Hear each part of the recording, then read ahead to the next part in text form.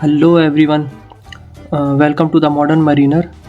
I'm going to start a new video series for the candidates preparing for the second mate function 3 examination.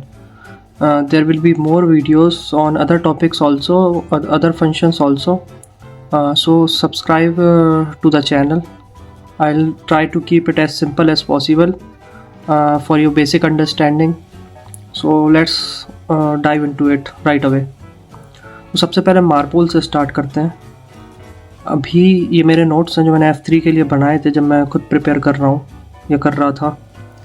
तो सबसे पहले क्या है, 1954 में जो ये मार्पोल है ये ऑयल पॉल नाम से जाना जाता था। अभी उसके बाद 1967 में एक इंसिडेंस हुआ था, the wreck of Torrey Canyon, कुछ ऑयल स्पिल हुआ था। तो उसकी वजह से जो है इसमें फर्दर अमेंडमेंट्स किए गए। फिर 1971 में एक अमेंडमेंट ये ऐसा फील हुआ कि हमें मरीन पोल्यूशन रोकने के लिए एंटायरली न्यू इक्विपमेंट की ज़रूरत है।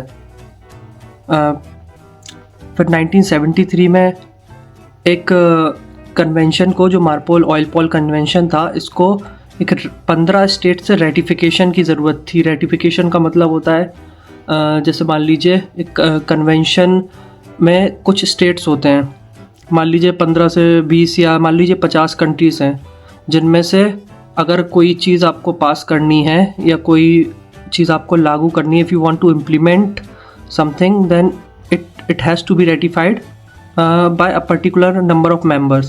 So in 1973 Marpol required ratification by about 15 states, but in 1976 it received ratification only by 3 states. केवल 3 states से उसको ratification मिला है।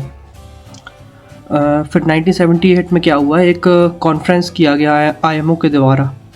International maritime organization held a conference on tanker safety and pollution prevention, in which the conference adopted measures affecting tankers design and operation.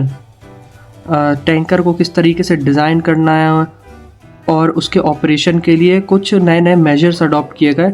तो जो 1978 का जो protocol था उसने पेरेंट कन्वेंशन को अब्जॉर्व कर लिया। इसका मतलब ये है 1973 में जो कन्वेंशन है मार्पोल का, उसको एक तरह से इंट्रोड्यूस किया गया था, मगर उसको नेसेसरी रेटिफिकेशन नहीं मिला।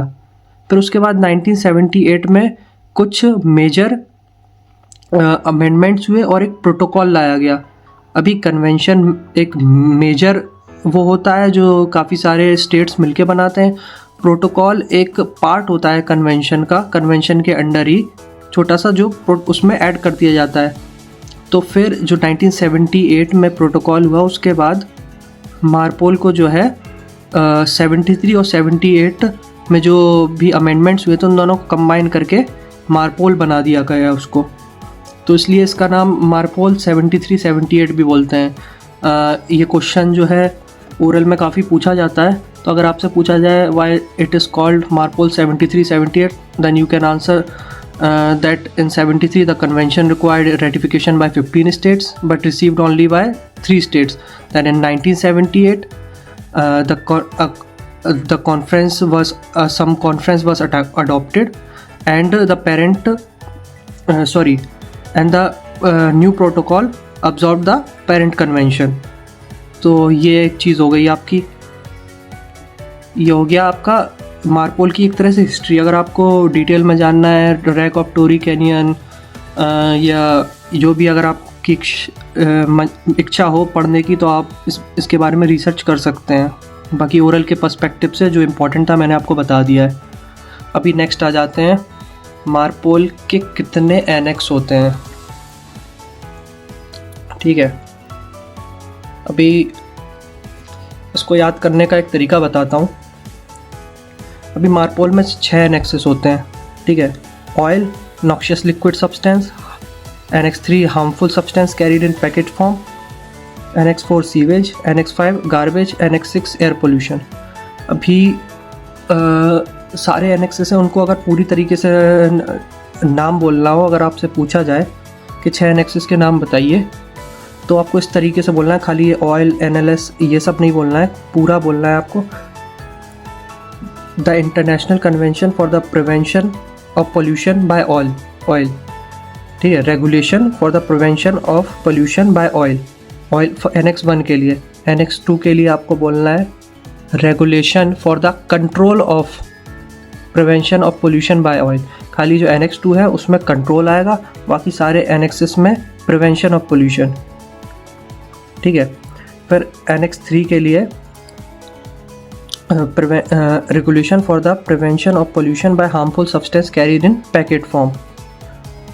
फिर Annex 4 के लिए प्रिवेंशन Annex 4 के लिए regulation for the prevention of pollution by sewage. Annex 5 के लिए regulation for the prevention of pollution by garbage. Annex 6 के लिए regulation for the prevention of air pollution from ships, ठीक है। अभी मैं थोड़ा फंबल इसलिए कर रहा हूँ क्योंकि मैं भी थोड़ा याद कर करके बोल रहा हूँ, मैंने अपने नोट्स बनाए हैं पर उसी को मैं थोड़ा रेफ़र कर रहा हूँ। बाकी एंट्री इनटू फोर्स जो है ऑयल की 2 अक्टूबर 1983, NLS की 6 अप्रैल 1983, Annex 3 1 जुलाई 1992, Annex 4 27 सितंबर 2003, Annex 5 जो कि गार्बेज 13 दिसंबर 1988, एयर पोल्यूशन 19 मई 2005, जो कि आप लोग 1983, 1993, 1992, 2003, 1988, 2005 इस तरीके से याद कर सकते हैं।